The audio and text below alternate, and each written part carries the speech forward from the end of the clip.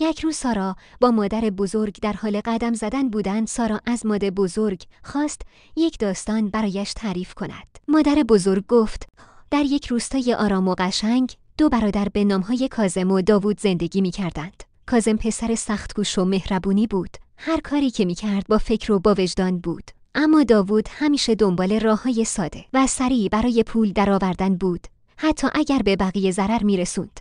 یک روز یکی از بچه‌ها شایعه‌ای شنیدم توی رودخونه طلا ریخته. همه مردم با عجله به سمت رودخونه دویدن، با بیل و سطل و تور انقدر توی آب گشتن که رودخونه کاملاً گلالود شد. 9 طلا پیدا شد، 9 ماهی. کاظم هم با مردم رفت، اما دیده همه فقط به خاطر طمع به طبیعت آسیب زدن.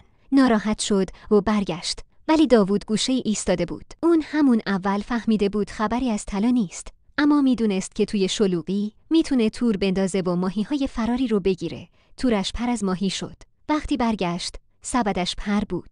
کاظم گفت: داوود، تو باز هم از آب گلالود ماهی گرفتی.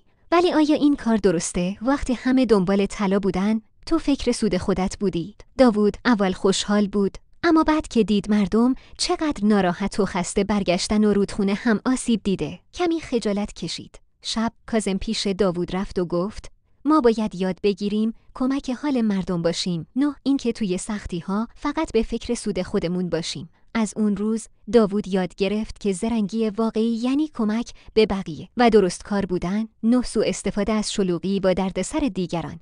نتیجه اخلاقی در زندگی همیشه فرصت‌هایی هست، ولی زرنگ کسیه که بدون آسیب به دیگران و طبیعت راه